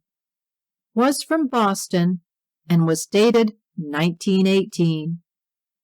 She cast the letter aside and flipped through the rest. All the return addresses were from either Mr. Bethune Lycon or Mr. Nahor Lycon of Boston, the oldest dated all the way back to 1893. Abraham's brothers. I remember when my brothers would write. She set the letters down on the floor and found another bundle of letters in the trunk, also held together with a string. The letter on top was dated October 8th, 1918. Might as well begin at the beginning, she thought. She untied the bundle and drew out the first envelope, a heavy card with a disintegrating black ribbon frame. The card was embossed with a silver illustration of angels, clouds, and stars in front of a church window, and was titled with a curlicue Elizabethan script that said, "With deepest sympathy, thy will be done." She opened it. It was obviously a condolence card. On the inside was printed a verse from Revelations. Across from that was a neatly handwritten note in steeply slanted strokes, but with the words spaced too far apart, as if the writer had been trying to stretch it out to cover the page. She was about to read it when the trunk's heavy, cumbersome top crashed forward hard, almost taking her hands with it. "Gotta be faster than that, Abe," she bellowed, yanking her hands back, aspiring for fearless belligerence, but ruined when she fell on her keister. "Butthead, and don't talk out loud. I don't care. Nothing in this burial chamber should be moved, or touched for that matter. Why are we thinking such an inane thing? It's all just a lot of bygone doodads not a soul cares about. Don't let the crazy thought take over. Go on, leave the trunk, just take the letters." "Aye, aye, Captain." She picked up her tablet and used it to take a picture of the trunk. "Always document your provenance when doing historical research," had been drilled into her but good at college. And the flash ricocheted about the room, stabbing the depths of the attic's dark corners like some kind of lucent sacrilege. The sudden change also caused Eileen to look up. She was surprised. The colors were all wrong. It was dusk. She was losing the light fast, and she hadn't even noticed.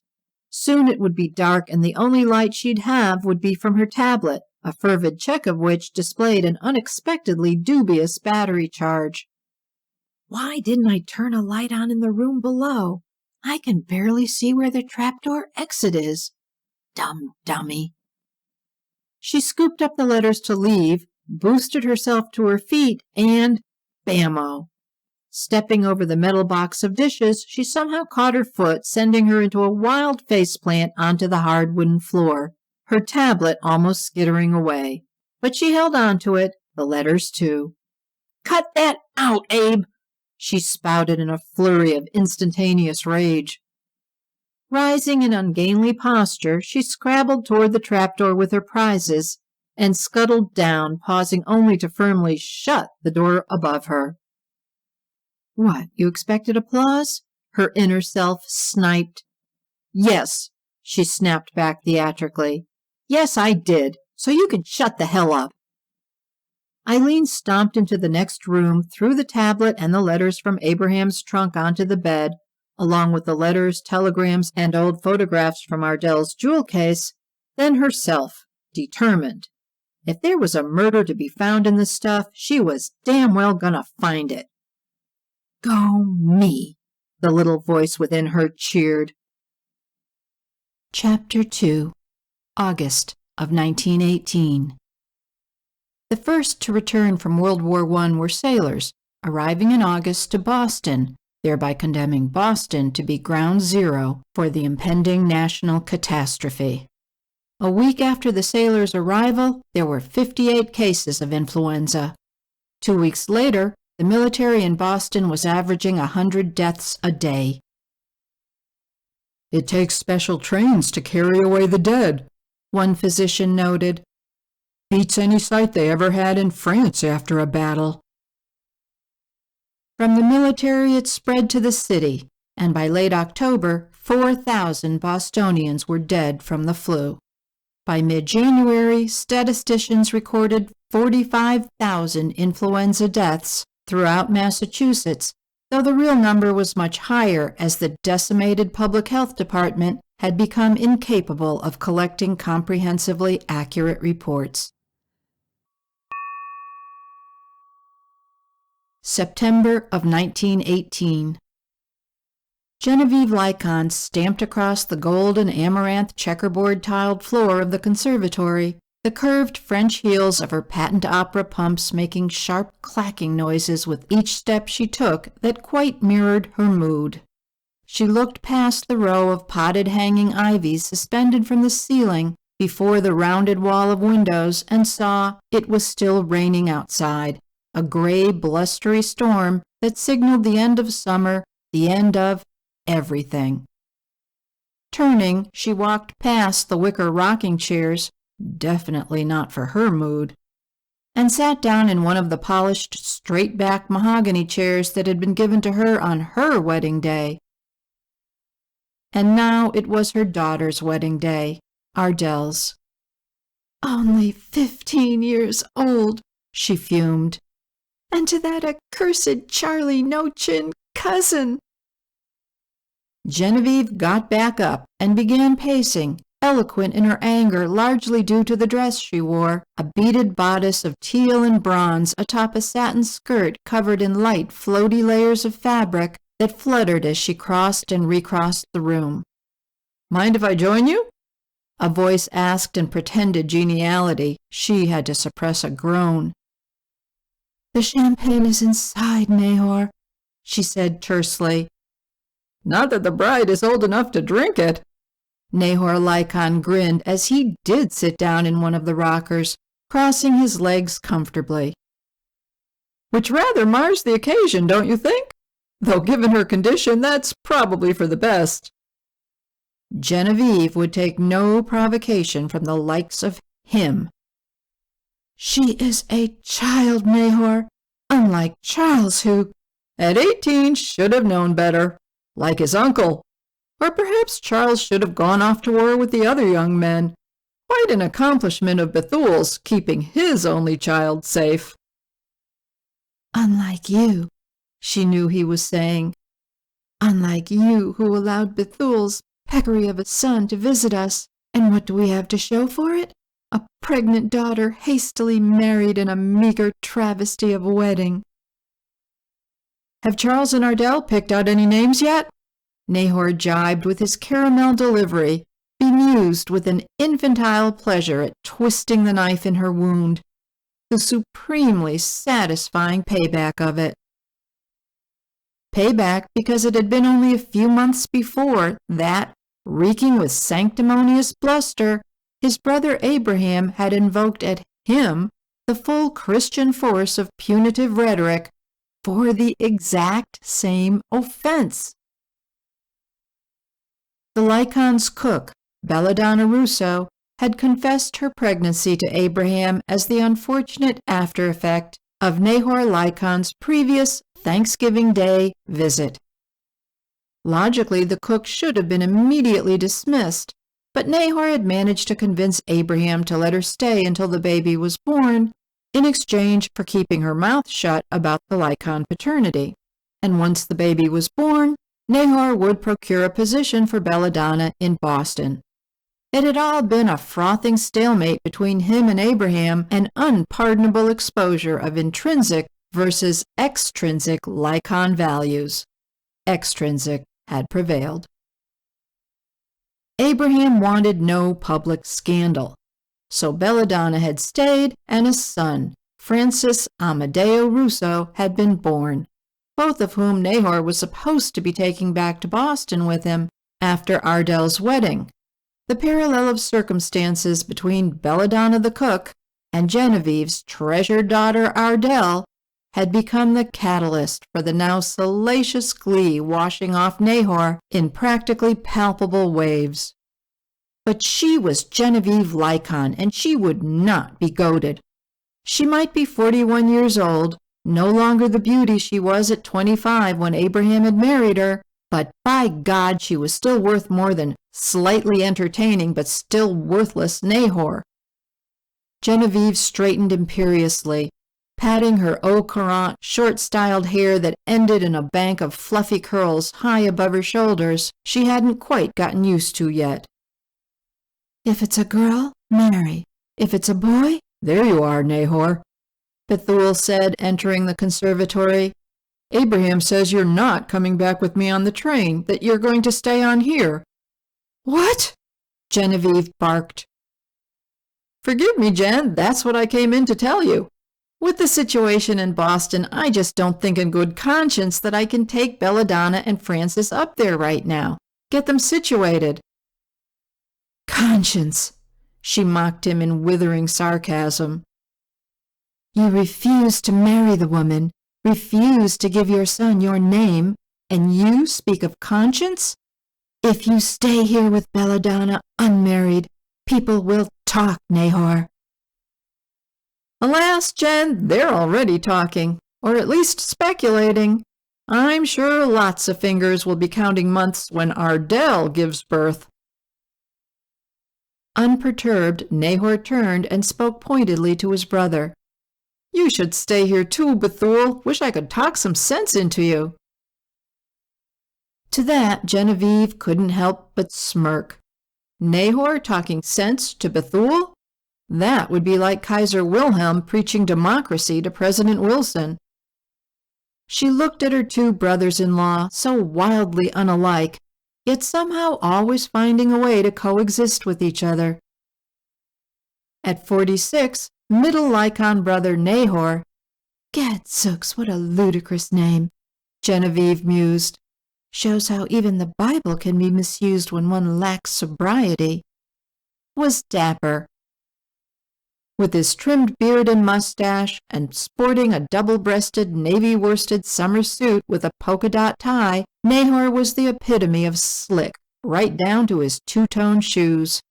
Intriguing in a nocturnal way, she thought, and fox-like, probably what had snared him her ninny cook in the first place.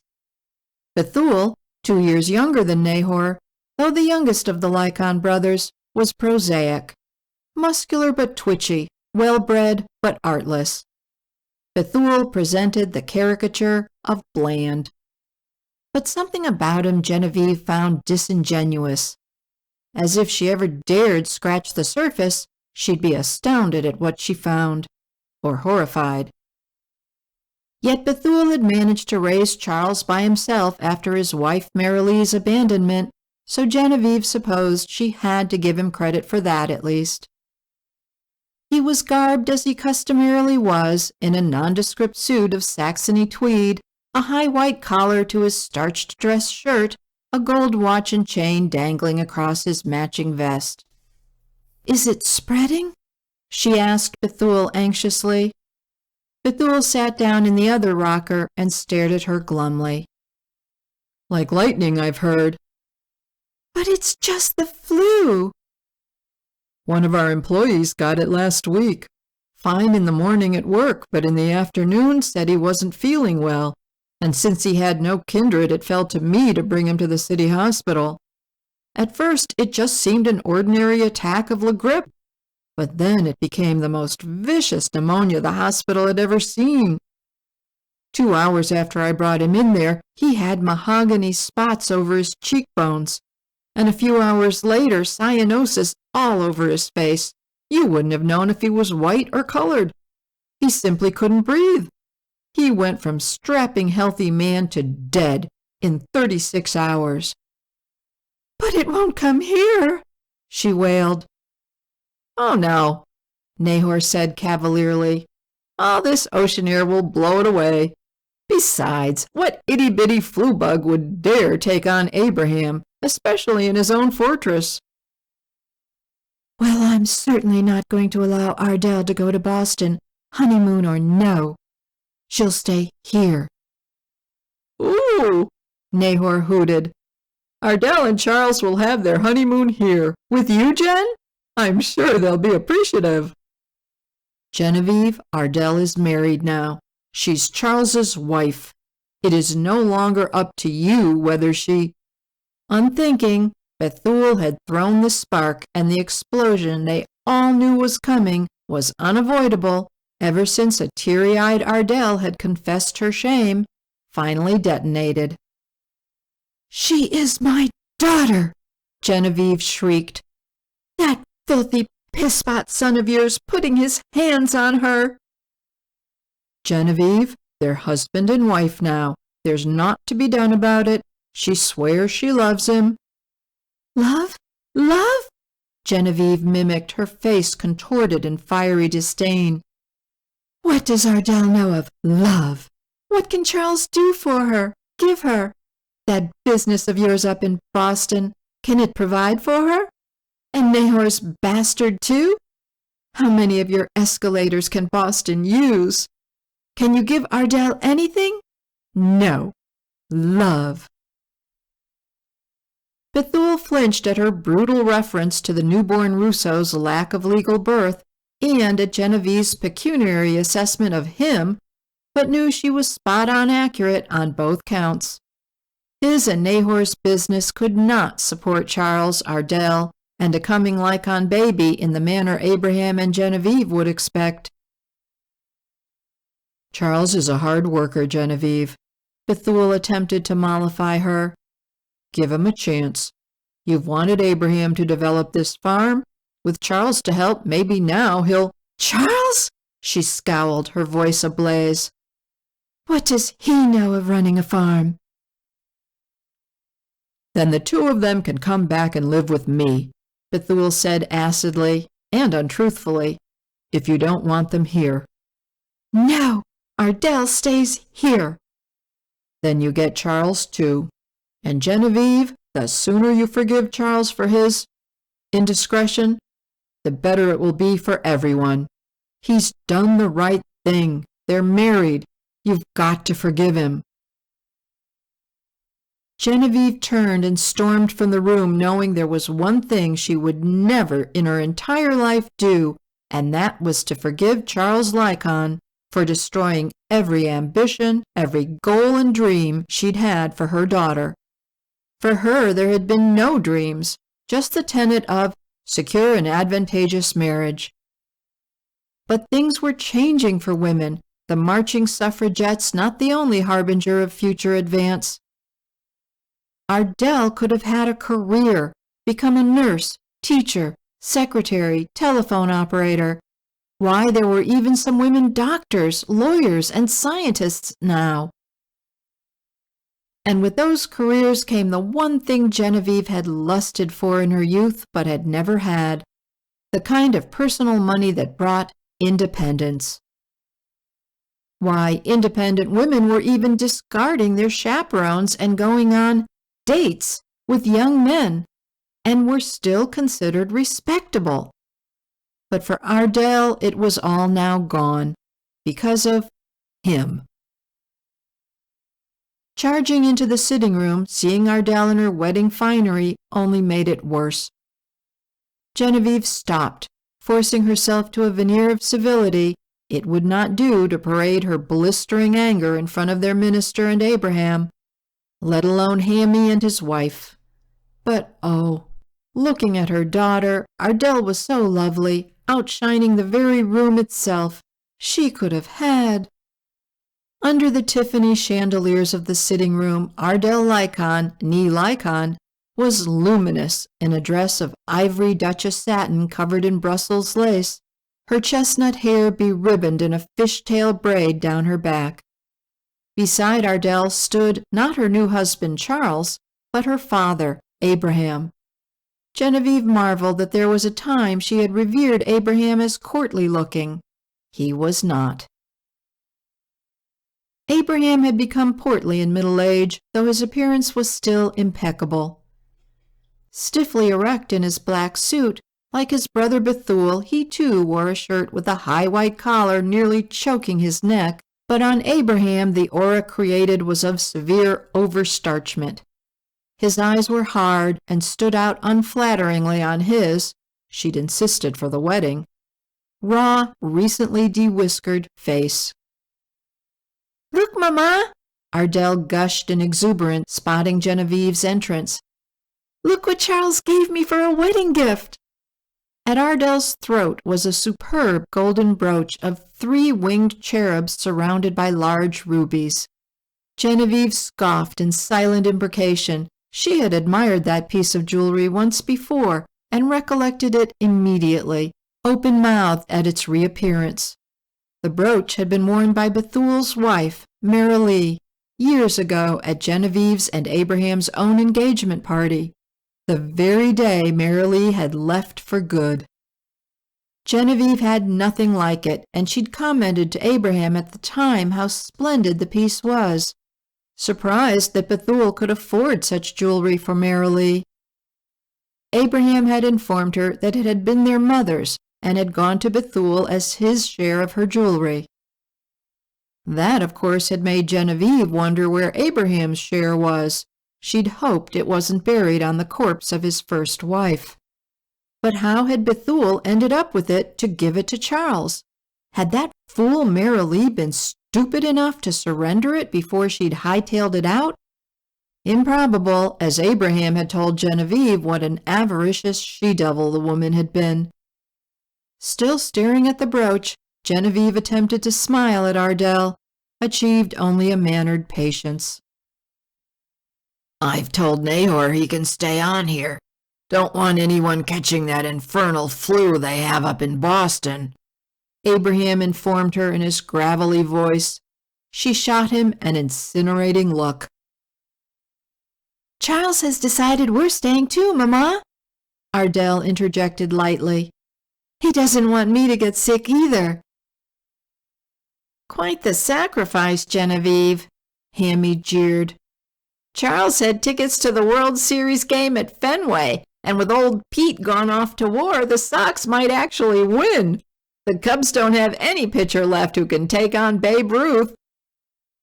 Hammy Lycon was seated on Genevieve's best velvet settee with his wife Natalie, who was precariously balancing a plate on her knee of layered marzipan wedding cake, elaborately sugar-pasted in pearly icing with sparkling fondant violets.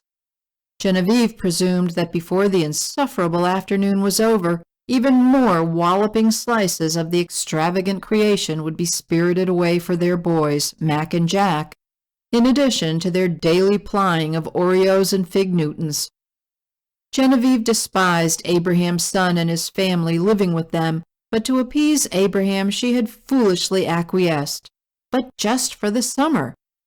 Be that as it may, it was now clear what they really wanted, to stay forever, over her dead body. It's such a big house, plenty of room for all, Natalie drawled airily, Genevieve's eyes flaming at Natalie's presumptuous perceptions of ownership. It was no secret that Genevieve did not favor the house, so Abraham had arranged his estate that upon his death most of his money would go to her, but the house and property would go equally to his two children, Hammy and Ardell. Unfortunately, Hammy and his wife rather prematurely interpreted this as a kind of inchoate ownership on their part, and constantly tried to assert proprietary rights. I'm sure we can find plenty of work for you all, Genevieve smoothly lobbed back at Natalie, deliberately using the clipped enunciation she reserved for the servants. In this she knew she had the upper hand. Abraham's belief in work was puritanical, and woe to any shirkers who crossed his path. Put out that her bold salvo had not gotten the results she'd anticipated, Natalie glared back in arctic contempt, and the ladies' never-ending crusade of usurpation advanced one step closer to open brawl. Speaking of work, Uncle Abraham, Charles winked at Ardell. What do you think about me maybe using those gravel pits of yours to grow cranberries in? I could look into it, see what do you know of growing cranberries? Hammy sneered in lofty arrogance. All eyes turned. While Genevieve and Natalie were born antagonists, Charles and Hammy's discord was forged solidly by circumstances, making the clash far more toxic. At 18, Charles was tall and gangling, fueled by the impatient drive of youth. With a receding chin and eyes that were wells of determination, Charles was not handsome, but he was brawn and willing, with a temperament of dogged fortitude. 10 years older, Hammy was far better looking, but with a reedy voice and effete nature despite his bear-like physique. Spoiled and coddled for years after his mother's death, Hammy had never recovered from the arrival of his father's second wife, and had obstinately dedicated most of his energies to her, and later his half-sister Ardell's, evisceration. And now with Charles's marriage to Ardell, Cousin Charles had been irrevocably added to Hammy's list of to-be-obliterated encroachers. I know that if someone's willing to do some labor around here, Charles slammed back at Hammy, get their hands dirty, we could make some real profit. We could restart this place as a dairy farm, and corn, we could plow. We? Hammy parroted snidely. And haven't you done enough plowing? Charles's face reddened, but he didn't retreat. You shoot down every idea I come up with, Cousin Hammy. But it's not like you're willing to do the work. Fancy Boston and Providence Railroad executive in your fine office. You wouldn't dream of getting down in the muck. Something you excel at, Natalie clucked. Don't think because you're married to Ardell now that gives you any special rights around here, Hammy griped venomously. You don't own this place. It's not yours. Abraham cleared his throat, and Hammy immediately backed off. I beg your pardon, Papa. I just don't want you getting sucked into something by a kid you'll regret. Dog in a manger, that's what you are, Hammy. Ardell countered dismissively, but with a glitter in her eyes like a cobra about to strike. She turned to her father. Hammy doesn't want to farm this land, but he doesn't want anyone else to do it either, Papa. If Charles wants to try, she crooned in perfect bruising pushback, I hope you'll let him, for me. Hammy nearly exploded. Damnation! Both he and Natalie opened their mouths for immediate retorts, but one look from Abraham silenced them. Cranberries? Abraham echoed cynically. This country produces $3 million worth of cranberries a year, Uncle Abraham. We flood those gravel pits, we could get at least 20 acres of bogs. That'd produce 100 to 200 barrels of berries per acre, maybe even 300, if they sold at about $8 a barrel. They won't sell at anything, you nitwit. Natalie lambasted him, unable to contain herself at the temerity of an intruder taking a potshot at her husband. Do you know what is imperative for cranberries to be edible? Bowls of sugar. Nobody's going to buy cranberries this year, not with the sugar restrictions being so severe. Holidays or no. This year? But we wouldn't be ready this year anyway. It'll be next October when we'd get our first crop. By then the war will be over, the sugar restrictions lifted. But I could dig out any rock or topsoil in the pits now. Lay down the peat moss, get it all ready for planting in the spring. In the meantime, we could start the dairy operation, and we could grow hay, Uncle Abraham, and the soil's perfect for potatoes. The war's going to end soon, we all know that. The soldiers coming home, there'll be mouths to feed, and they'll start families. If we got this place producing, with consummate skill, Natalie collected herself. Abraham, she said in her sweetest voice, why would you want to get into all that fiddle-faddle? You don't need the money, I'm sure. And if you did, just hire someone from town, someone with experience. Charles is a Boston city boy, not a farmer. She inserted a disbelieving snicker snort. His ideas won't make you money, they'll cost you money. Hammy nodded in energetic agreement, Natalie being a mirror to him disposition-wise, though at times indulging in the more dramatic. She had a florid character about her, perhaps from her hair dyed a bit too red, her smile a bit too wide, or the smug vernacular that always seemed to be hovering on her lips. She was attractive, but in a hardened way, with broad shoulders and prominent cheekbones, dissimilar to Genevieve and Ardell, who had a kind of stately refinement to them.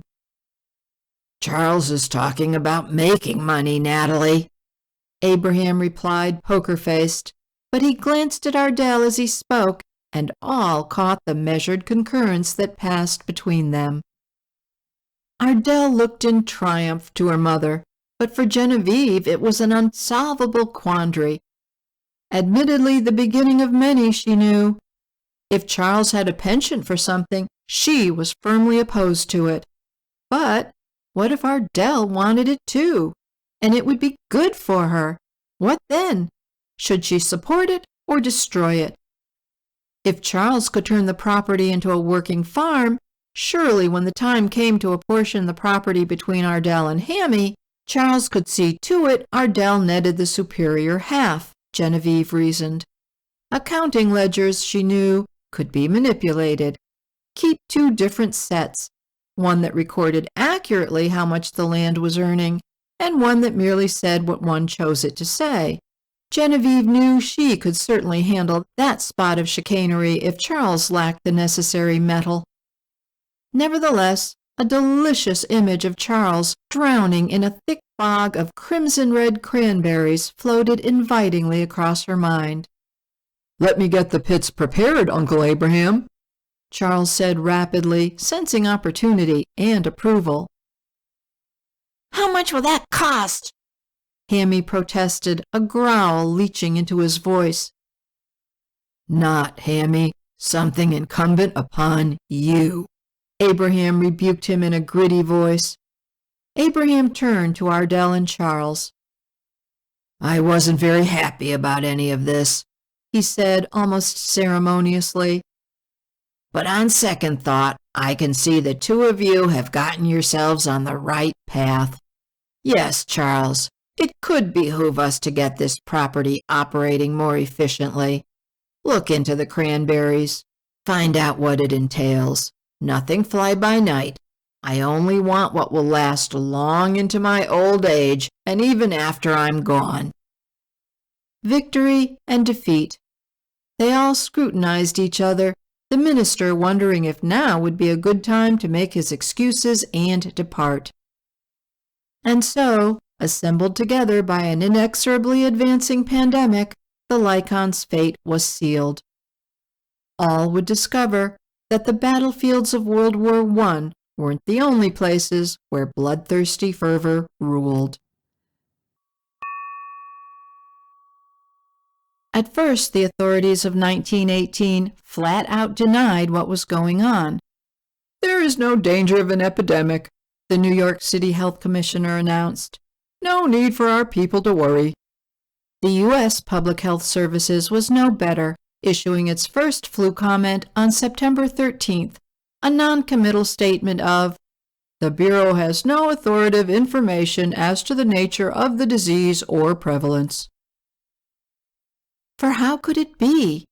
For the past 30 years, scientists had conquered one infectious disease after another. There were vaccines for smallpox, anthrax, rabies, diphtheria, meningitis, and this was just the flu. And the flu was just a miserable cold, an inconvenience, not something where people were healthy at sunrise and dead by sundown. The fatality pattern for the 1918 flu had never been seen before nor since. People under 65 years old were more likely to die than people over.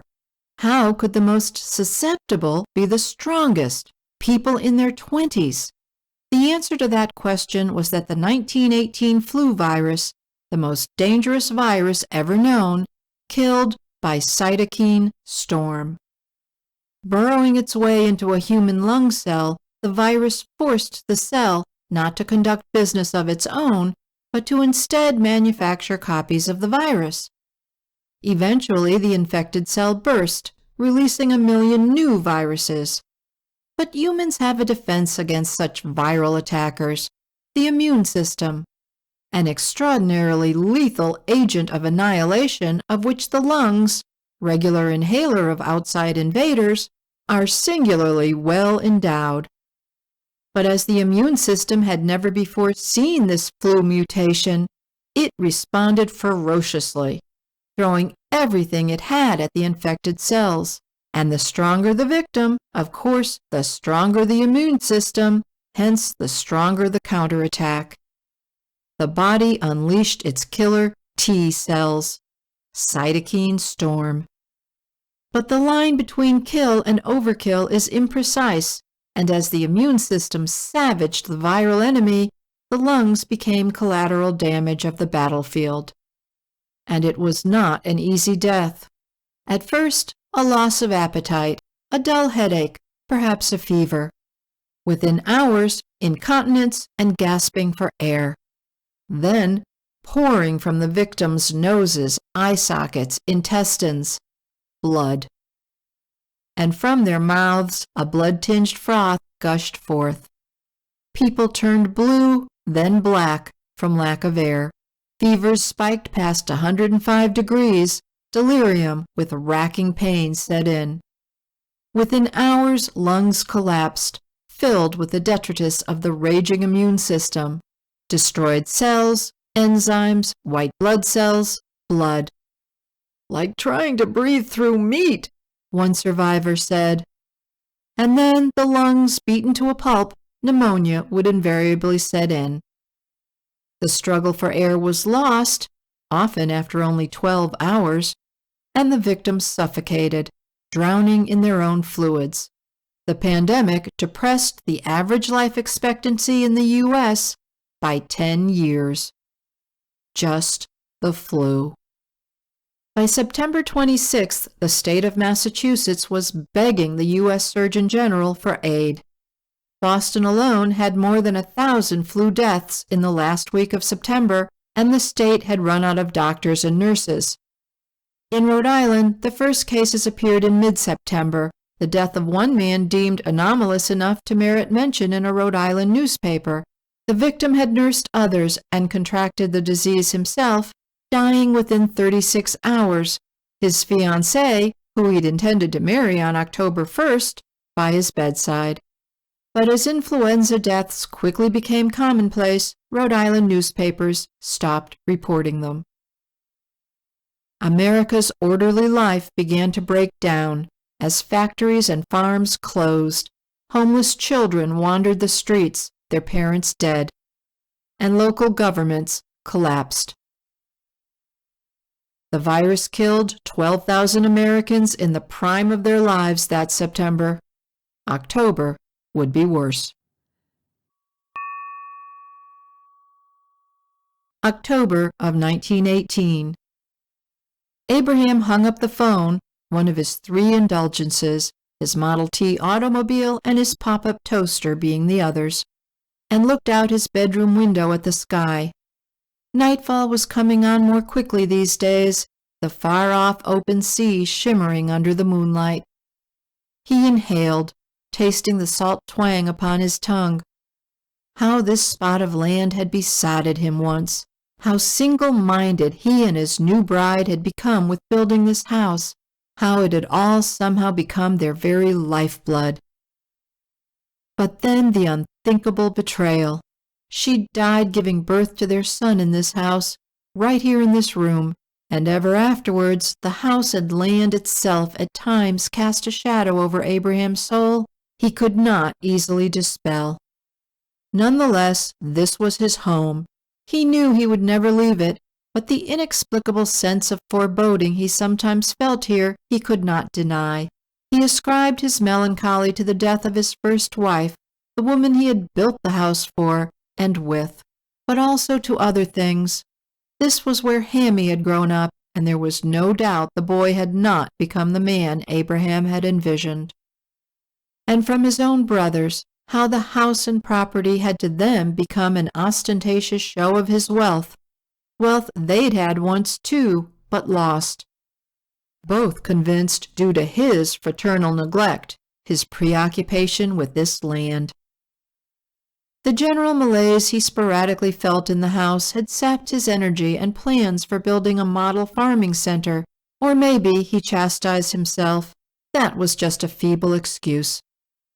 Sometimes he thought the house was wrong in some way, but lacked the energy to fully express it.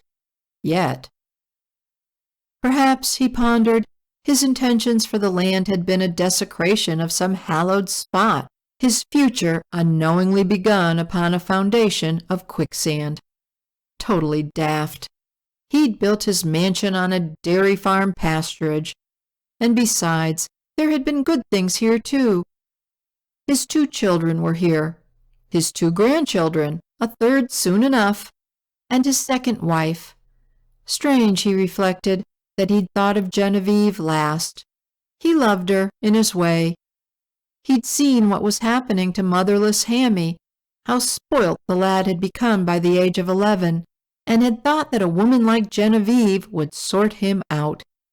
And she tried.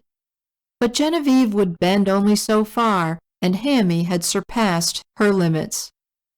With Ardell's arrival, she'd turned into a fierce mother hen guarding her progeny from Hammy's vindictiveness, and that had only fueled the fire. Abraham stared out at the night sky, brooding. For the entire month of September, his home had been a virtual combat zone of hostility. Hammy had been unrelenting in his derision of Charles's farming efforts, the tension between the two culminating in Charles openly accusing Hammy, truthfully or not, of actual sabotage. Even Abraham's own brother, Bethul, on more than one occasion had hopped the train down from Boston, irately demanding Abraham take his son to task to stop Hammy's demeaning treatment of Charles. But each time Abraham had gotten so galled, he'd reacted by defending his son versus Bethul's son. Invariably, the moment both Bethul and Nahor would pounce.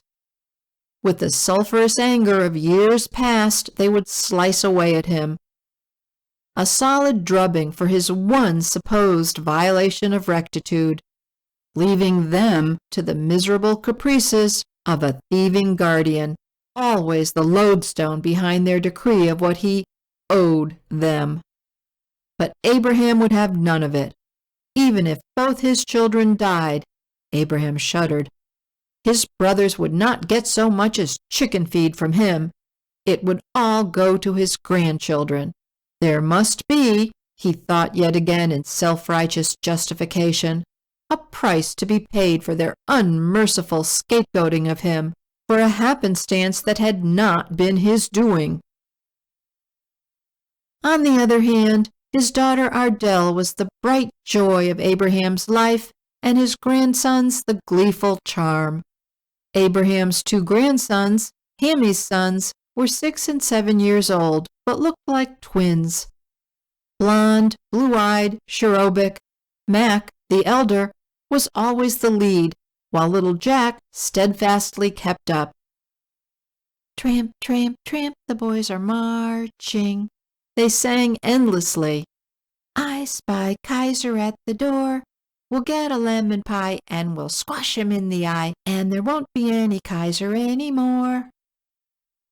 And unlike Genevieve, who had made her wants crystal clear on many occasions, Abraham did not want Hammy and his family to move back into Providence. He did not want any of his family living in a city now, and cringed whenever Bethul returned to Boston, or Hammy left in the morning for his railroad work in Providence. All it would take would be one sneeze from an infected person, Hammy or Bethul to inhale one microbe, then death. Abraham's jaw clenched and his breath hitched in apprehension. "What's the matter?" Genevieve asked. He turned. "I didn't hear you come in." "Are you all right?" she persisted, shutting their bedroom door behind her. "Just worried. Things are getting bad." "We're near the ocean," she ventured, putting her hand lightly on his shoulder. "A fresh breeze constantly blowing in." "I just spoke to my business manager. He says the stock market's been put on half days, and Bethul called from Philadelphia." "What did he say?" "Do you remember Marilee, Bethul's wife?" "Yes, I met her once, at our engagement party." "The day she ran off. Bethul got a telegram about her. She died in Philadelphia 4 days ago from the flu. He went down there, but it was too late. He said they'd already buried her in a mass grave." "Well, I suppose that spares everyone the disgrace of a divorce. Are you going to tell Charles? Marilee was his mother, after all." "Charles was barely 2 years old when she left. He's wanted no part of her. I can't say I blame him. All this time, and the only peep anyone's ever heard from her were a few letters to Bethul asking for money. At least he was able to buy back our mother's brooch she took with her when she ran off." If the Philadelphia authorities hadn't notified Bethule that Marilee was dead, he said he wouldn't have even known. I'll let Bethule tell Charles when he gets back. I just want Bethule out of Philadelphia." "Is it worse than Boston?" "Bethule said they've run out of coffins there. Corpses are just pushed into corners, left for days, or the sick left on beds too ailing to move away from them. 2,600 people died from it there this week. They're using steam shovels to dig trenches for the bodies. People put the dead in sackcloths on their front porches, and an open truck comes through picking them up. One piled upon another, arms and legs all sticking out." "Better than what's going on here." Genevieve shrugged with a futile gesture. "I've heard some families have had to dig graves themselves because the undertakers wouldn't touch the bodies of people who died from the flu." "Where did you hear that? Did you go into town? I told you to have Charles get whatever we need when he—" "I don't like relying on him all the time. Besides, I wanted to see for myself." "And?" "There were people, but everyone was wearing masks. We all moved away from each other as we passed, and when we did speak, most turned their faces to avoid breathing each other's air. I overheard one woman tell about a man who boarded a trolley for a 3-mile ride home, where the conductor collapsed, then 6 people died, including the driver. He got off and walked. I went to the grocery. They weren't letting anyone in. I had to stand outside and shout my order. They'll leave it on the doorstep. And the houses, Abraham, well nigh all of them have crepe hanging over their doors." Bethule said that in Philadelphia, the hospital morgues are overflowing into the corridors, the city morgues are overflowing into the street, and the city is breaking apart. "It's the isolation. People afraid to go out. I think all of society is on the verge of collapse now." "And in all of this calamity, Wilson says nothing." Abraham railed in disgust. "Cities imploding in chaos, families gone, children starving because their parents have died and no one will go into the house to feed them. Things are falling apart, and our oh-so-godly president—" "Don't fret about it anymore, Abraham. It hasn't come here. We'll stay safe." "Hammy told me a father pulled a gun on a conductor who tried to put him and his sick kinfolk off the train. Nahor says over 1,000 people died in Boston last week from it. Genevieve, it will come here. It will. Is this the end of the world? Is this Armageddon?" "No, no," she purred in the private tender communion she saved only for him, her assurance soft, brushing his cheek with her fingertips and kissing him briefly. She was his wife, and she knew how to soothe him. Holding out her hand, her eyes were alight with sensuality. Genevieve Lycon was a carnal woman. For him, he was nimbly captivated by his entrancing temptress, his deadly fears blotted out, as he yielded to her irresistible seduction. She took him to an impassioned crescendo, replete, a peaceful cleansing, and the world's tribulations dropped off him. And then there was a sharp knock on the door. "Papa!" Hammy's shrill, frantic voice clamored. "Natalie, she's sick!" Abraham and Genevieve stared at each other in petrified terror. "It's here." At the entrance to Natalie's bedroom, all of them, Hammy, Abraham, and Genevieve, paused, fighting back their panic-stricken dread. They could hear her, her breaths shallow and constricted. Natalie was laying in bed, scrunched up in a ball, her eyes sunken, her face ashen. Both Abraham and Hammy stepped inside. Genevieve did not. "I'll phone the doctor," Genevieve said. "Hammy, get towels and cold water, keep her cool, and try not to breathe too close. I'm going to tell the others they are not to come in here." Both Abraham and Hammy bowed their heads in silent consent. the arrival of the horror causing an unspoken unification among them, howsoever momentary. "What can I do?" Genevieve thought in helpless tension, trying to fight back the hysteria. "How can I protect Ardell?" "Is the doctor coming?" Abraham asked her when he returned to their bedroom. She put the phone down. "No. He said to give aspirin for the fever and have her gargle with Listerine. He's tended 24 cases now and says there's no treatment." "Did you ask him how many of the 24 died?" "Yes." "Well?" 24. My God, Abraham, what should we do? We can't let it get to the others, to us. Maybe we should go." "Where?" he exploded, slamming his fist down so hard against Genevieve's dressing table that a small crack appeared in the scallop-framed mirror. "There isn't anywhere to go. The thing's blanketed the whole country. There's no place to hide from it. Do you know what they've done in the city? Posted guards on every block to keep people from moving around, spreading it. You have to get a pass just to go block to block, and the guards inspect them at each. And the quarantine rules. If someone in the house has it, everyone there has to stay in the house until the quarantine is lifted. Only a doctor or nurse is allowed to enter." And she knew. Probing his eyes, she knew the inescapable truth. Some of them were going to die. She was not wrong.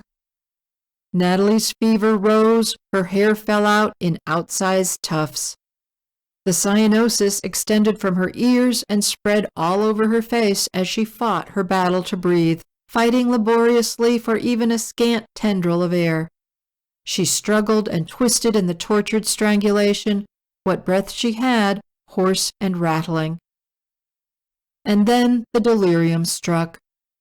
"It was me," she managed to gabble at Genevieve, who'd fleetingly entered the room with more towels, holding her breath, rushing by Hammy and hoping for a snappy exit. "Opened water valve." But then she was seized with a fit of coughing, blood oozing from her nose. Genevieve fled. Genevieve stopped in the hallway, trying to calm herself. So that explains that, she thought. Charles's cranberry pits had been filled with water before they were ready, or it was even needed, causing the sides to slough off and fall in, and Charles a massive redigging. Charles had accused Hammy of doing it. Hammy had blasted Charles for incompetence, and all along it had been Natalie opening up the water spigots. Had Hammy known of his wife's handiwork? There was no way to know. But now, close to death, Natalie didn't want any unconfessed sins upon her, or, as Genevieve knew Hammy would claim, Natalie was just out of her mind with fever, her confession, balderdash. "Let it just be her," Genevieve mouthed a prayer ardently. "Take her, but not the others." She heard a loud racking cough, then a rattle, then nothing. Nothing until the wail, Hammy's piercing wail of anguish, and Genevieve knew it was over, and she did flee, chanting to herself over and over the mantra, "Just her, but not others," like she could make some kind of deal of protection from the very house they all lived in. Though, by law, they had to keep the funeral to only 15 minutes, they did not have to dig Natalie's grave. Lycon money was enough to obtain not only her grave dug in the cemetery where Abraham had bought several plots when his first wife had died, but a stone memorial as well, similar to the one he'd bought before, but smaller and less fancy. There wasn't time or heart for fancy in the fall of 1918. But there was a children's rhyme. I had a little bird. Its name was Enza. I opened the window, and in flew Enza. I hope you've enjoyed these chapters of Haunting the Rainbow. If you'd like to purchase the complete audiobook, it's for sale on Amazon, Apple Books, Google Play Books, Nook Books, Kobo, and many more storefronts. Also, You can borrow it for free from your local library. Just tell the library to first download it from Bibliotheca. They'll know what that means. Thanks again for listening.